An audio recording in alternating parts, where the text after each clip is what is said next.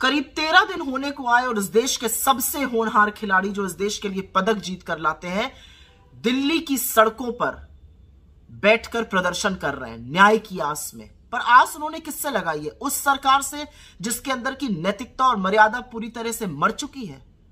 असलियत तो यह है कि कल शाम को जो जंतर मंतर पर खिलाड़ियों के साथ हुआ वो भयावह है। अमित शाह की दिल्ली पुलिस ने खिलाड़ियों के साथ बदसलूकी करी, महिला खिलाड़ियों को गंदी गंदी गालियां दी गई, वहां पर हाथापाई की गई, लाठियां चलाई गई। ये सब किसके इशारे पर हो रहा है? ये सवाल उठता है।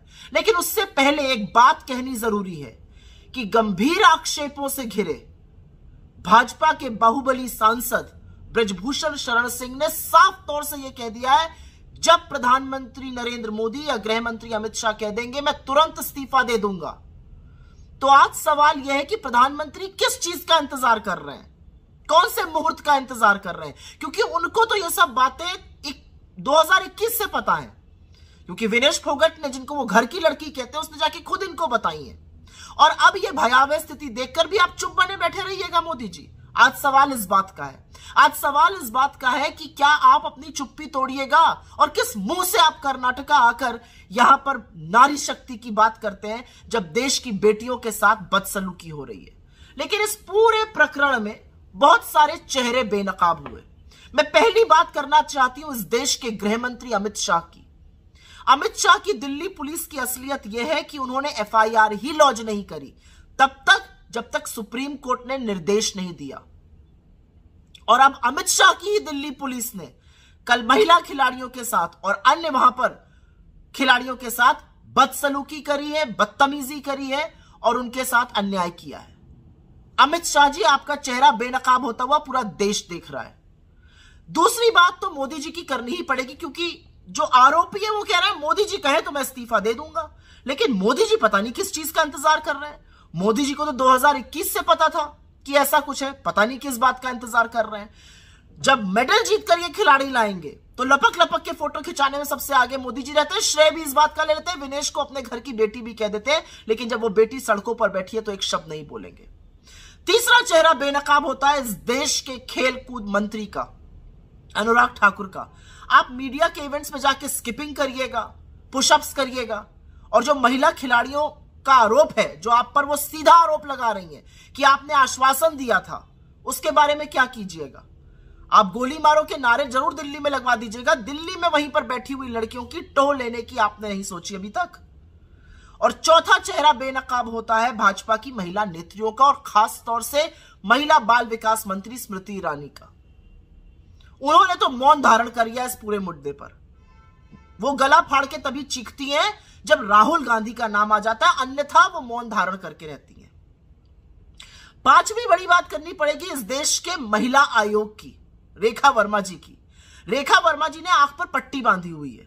वो पट्टी वो तभी खोलती हैं जब विपक्ष के खिलाफ साजिश रचनी हो भाजपा के साथ मिलकर, अन्यथा वो कहीं पर भी किसी महिला के खिलाफ अत्याचार हो जाए वो एक शब्द नहीं बोलती है, कोई कार्रवाई नहीं करती है। विपक्ष का मामला हो दौड़ी दौड़ी चली जाएंगी काम करने के लिए। सारा रंजिश के तहत, साजिश के तहत वो काम करती है। छठा बड़ा बेनकाब जो होता हुआ व्यक्ति दिख रहा है वो है प्रियांक कानून को, एनसीपीसीआर के चीफ, जो राष्ट्रीय बाल अधिकारों का, बाल सुरक्षा का आयोग है, उसके चीफ। वो तो भक्ति में ऐसे तल्लीन है कि बेचारे के पास वक्त ही नहीं है कि पॉक्सो जैसा गंभीर आरोप जब लगा है तो उसका संज्ञान ले ले, उस पर कार्रवाई कर दे। लेकिन अभी विपक्ष का नाम आ जाने दीजिए, राहुल गांधी जी का नाम कहीं पर आ जाए, अगर उनसे कुछ बच्चे मिलने चले आए तुरंत चिट्ठियां लिखने लगते हैं चुनाव आयोग को। सातवां बड़ा बेनकाब, और इससे मुझे थोड़ा दुख होता है, वो बड़े बड़े खिलाड़ी, वो नामी गिरामी सितारे हैं जो बड़े मुखरित होते थे, जो खूब बोलते थे। उसमें से कुछ हैं जिनका ओहदा बढ़ गया, जिनकी रिस्पेक्ट बढ़ गई, चाहे वो नीरज चोपड़ा हो या अन्य कोई भी जो इन खिलाड़ियों के समर्थन में मैदान में उतरा है बिना परवाह किए। और कुछ ऐसे हैं सितारे जो बहुत धूमिल हो गए अपने चुप रहने से और अपने अनर्गल बयानबाजी से। जो हक के लिए लड़ रहे हैं उनको बवाल मचाने को कहा जा रहा है। आठवां तो मीडिया की बात करनी ही पड़ेगी। दयनीय स्थिति है मीडिया की, बेचारों को समझ ही में नहीं आ रहा है क्या करें। अब खिलाड़ियों के पक्ष में तो बोलना ही पड़ेगा, इतना प्रेशर है जनता का। ब्रजभूषण सिंह से भी सवाल किए जा रहे हैं, लेकिन मजाल है कि अमित शाह की दिल्ली पुलिस और अमित शाह से पहले दिल्ली पुलिस के रवैये पर सवाल करें या प्रधानमंत्री की चुप्पी पर सवाल करें, क्योंकि ब्रजभूषण शरण सिंह कहते हैं प्रधानमंत्री बोल दे मैं इस्तीफा दे दूंगा। मजाल है एक सवाल किया जाए कि प्रधानमंत्री क्यों नहीं बोल रहे हैं। हर बार संरक्षण आरोपी को ही क्यों देते हैं प्रधानमंत्री और गृह मंत्री, वो सवाल नहीं कर सकते। लेकिन असलियत यह है कि अब जो गेंद है ना, वो ब्रजभूषण शरण सिंह ने आपके पाले में डाल दी है मोदी जी, ये कहकर कि जब आप कहिएगा या गृह मंत्री कहेंगे तो वो रिजाइन कर देंगे। तो आप किस बात का इंतजार कर रहे हैं? क्योंकि यह देश देख रहा है कि न्याय और अन्याय की बीच की दहलीज में अब आप खड़े हुए हैं। आप क्या करिएगा वो बताएगा कि इस देश की बेटियों की रत्ती भर भी आपको फिक्र है कि नहीं। 13 दिन से ऊपर होने को आ गए। वो सुशोभित खिलाड़ी जो इस देश का गौरव बढ़ाते हैं, जो बड़े बड़ों को पटखनी दे देते हैं, जो लोगों को चारों खाने चित्त कर देते हैं, आंसुओं से रो रहे हैं। न्याय और अन्याय के बीच की इस दहलीज में अब आप खड़े हैं। क्या कीजिएगा मोदी जी?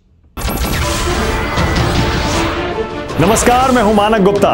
अगर आपको हमारा ये वीडियो पसंद आया हो तो इसे लाइक और शेयर जरूर करें, और हां, हमें सब्सक्राइब और फॉलो करना ना भूलें ताकि आप देश और दुनिया की कोई खबर मिस ना करें।